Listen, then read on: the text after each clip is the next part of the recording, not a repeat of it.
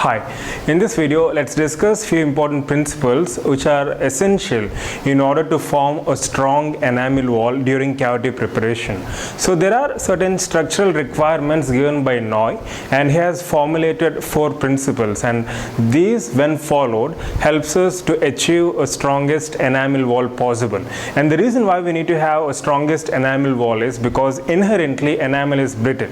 It is weaker without dentin, and once there is a marginal failure, especially at the cover surface angle or cover surface margin, there can be micro leakage, there can be seeping of bacteria, saliva, and also there can be secondary caries, and ultimately leading to failure of restoration, right? So we have various drawbacks associated once we fail to achieve a strongest enamel wall. So for that reason, Noy has given a few principles in order to obtain strongest enamel wall, and has given certain structural requirements which we are going to discuss in this current video, right? So Noys Principles, they are 4 in number. So starting with the first one. So before going into the principles, let me just briefly summarize and explain you the important characteristics of enamel.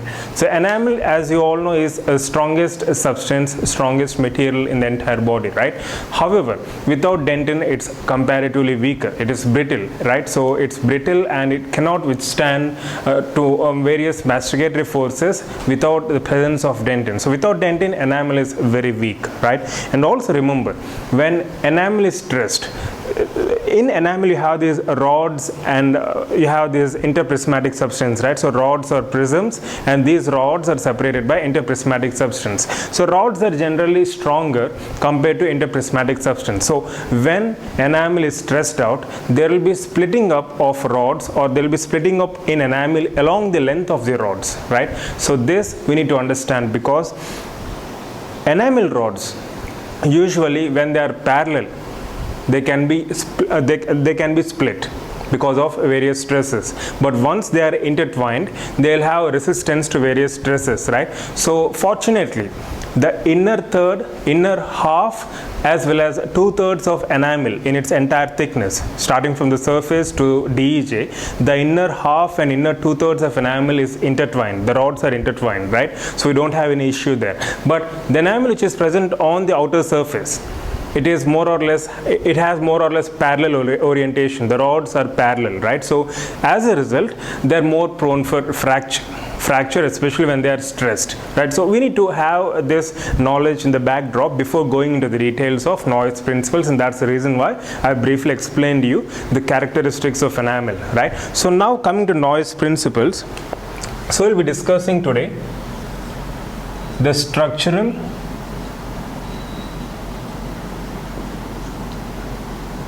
requirements for a strong enamel wall, right? So Noy has given certain principles to obtain strongest enamel wall possible, and the first principle is enamel should lie or rest on sound dentin, right? So I'll just briefly write down all the principles and then I'll explain you in detail, right? So enamel should lie on sound dentin, and second principle is at cover surface angle or margin, the rods which are present at the cover surface angle or margin, the inner ends of rods should lie on dentin, right? So this is the second principle, right? And coming to the third principle, at the cover surface angle or margin, as I mentioned, the inner ends of rod should be lying on sound dentin, and along with that, so along with the same aspect, the outer ends of rods should be covered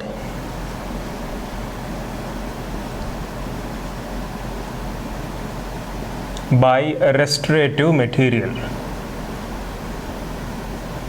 So this is a third principle, right? And coming to the fourth principle, again at cavo surface angle, the outer ends of rods, the outer ends of enamel rods,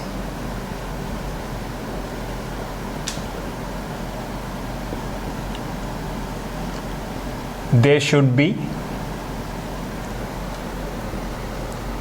either trimmed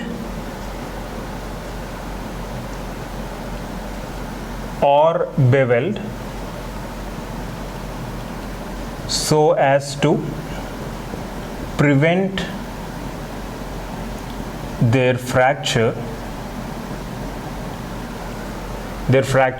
while applying condensing forces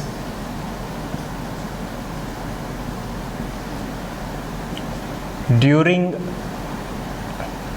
placement of restorations, right? The reason why I'm writing down these principles is so that it will be easy for you to note down simultaneously, right? So these are the four basic principles given by Noy. So I know it will be a bit confusing and challenging to understand them at the first instance, so I'll just draw a few diagrams and then try to explain you simultaneously so that you can easily understand, right? So coming to the first principle, enamel should lie on sound dentin, which means, so consider a class 1 cavity, an occlusal class 1 cavity in a molar, right?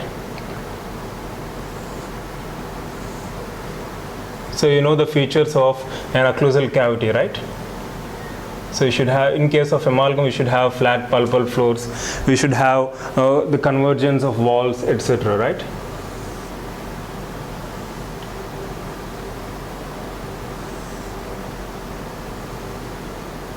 So these are the enamel rods, right?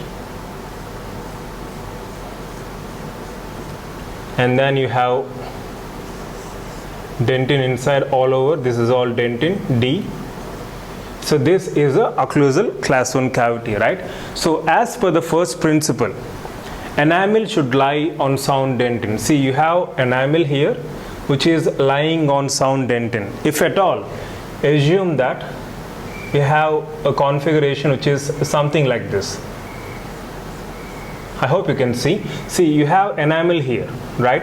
But it doesn't have any dentin. There is no dentin beneath the enamel, right? So this circumstance, right? This situation has to be avoided. As I mentioned before, enamel without dentin is very much weak and it's brittle and it's prone for fracture, thereby leading to micro leakage, right? And other unwanted sequelae.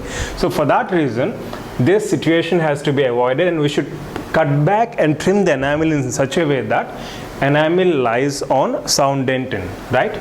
So this should be the ideal scenario, whereas this is avoided. So that's in accordance to first principle.